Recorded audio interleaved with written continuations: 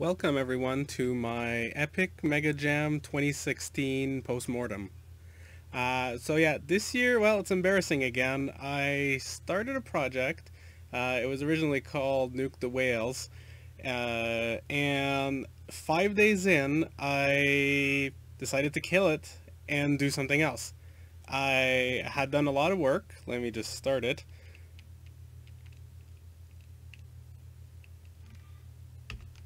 So this game was for Nuke the Whales was a 90s style arcade rail shooter. That was the goal of the game.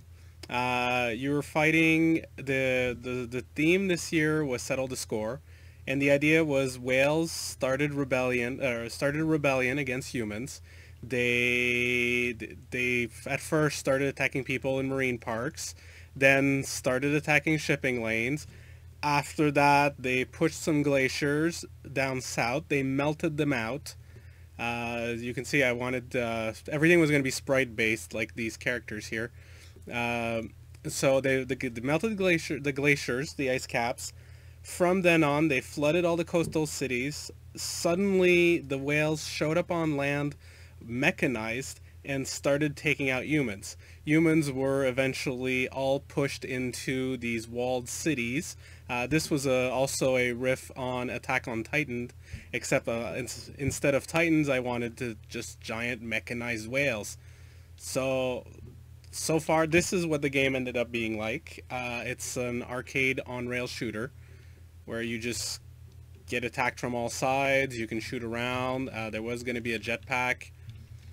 It's obviously unfinished. A couple days in, well, one thing that happened is around here, I'm in Canada, we had a holiday on Monday, so on Sunday I was starting to plan out, okay, let's start the art pass, let's actually start finalizing the gameplay. On Thanksgiving here, I didn't get a chance to work at all, and then by Tuesday, I kind of realized there's just too much to do. There was too much art left to do, to five acts, 5 levels. It was just, well, I had planned for too much. All the whale types, all the enemy types, enemy patterns, coding all the AI. There was just too much. So I decided to kill the project. And at that stage, I had 2 days left. I only had 2 days left to do something new for the Mega Jam. So it was a big risk. I decided to kill it. This is what was killed. Just a little arcade on-rail shooter. This is well, I just killed the boss at the end of Act 1, then we were starting Act 2, which is crossing a field into a forest. There was going to be more seals with knives rushing you, flying dolphins. I wanted to have a huge manatee zeppelin boss to just fight.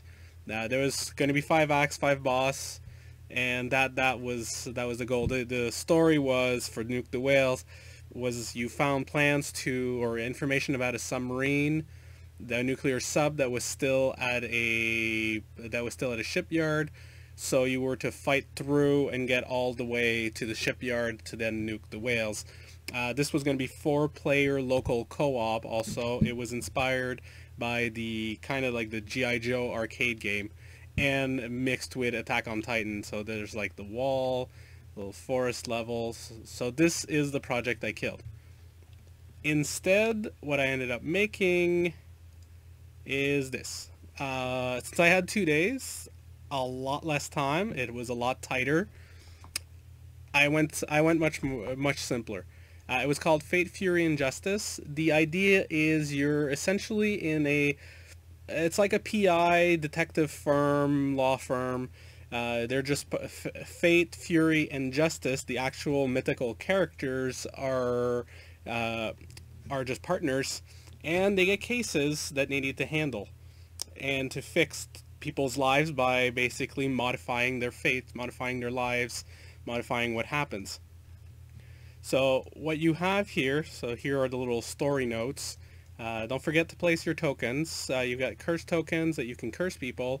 Like on the cousin, if I drop the token, he loses his wallet. So lost his wallet.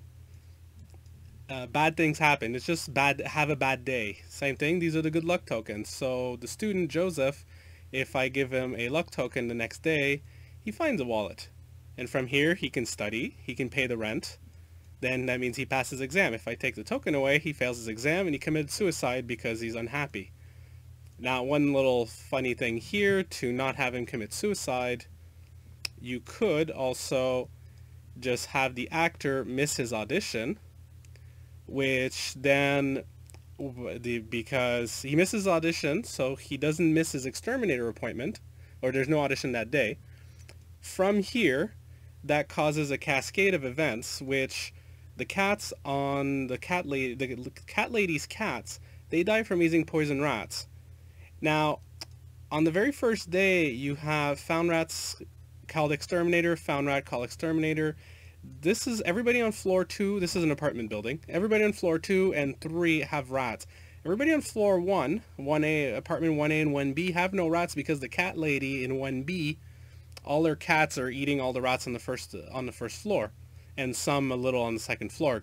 Because as soon as you have the exterminator come to 2B, then as soon as that happens, the cats die from being poisoned, and even though the student failed his exam, well, he adopts a pet rat and doesn't commit suicide. So if I take that away, he commits suicide. The other option is get him to find the wallet, he can study, pass his exam, he's not depressed, he doesn't commit suicide. Now on Sunday, this is actually what this is the main goal of the board, is to stop the slumlord from burning down the building to collect insurance. Because he kills, die in an apartment fire, he kills everybody. Well, not Janine, because she committed suicide. Her story is she's being beaten by her husband. What you want to do with her is either go and put a bad luck on that day where the exterminator forgets his poison, so she, well, suicide by rat poison, or you can have her steal the rat poison. Same outcome, suicide by rat poison.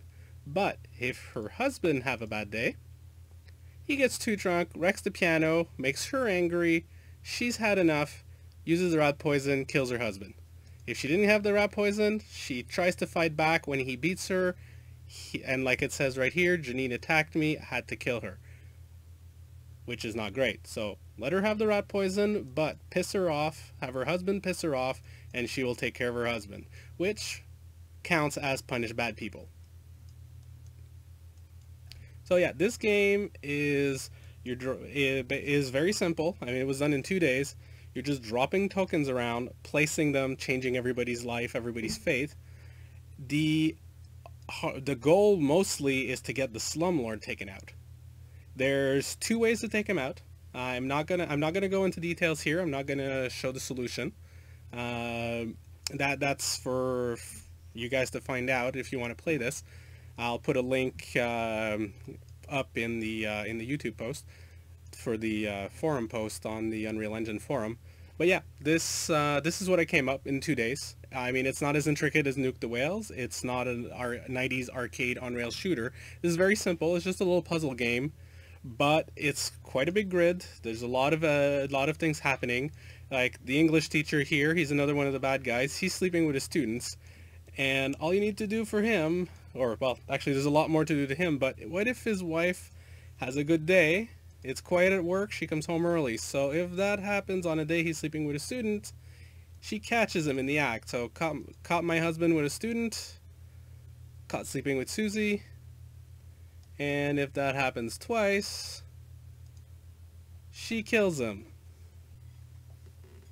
So yeah, for 2 days of work, I hope you guys enjoyed this game.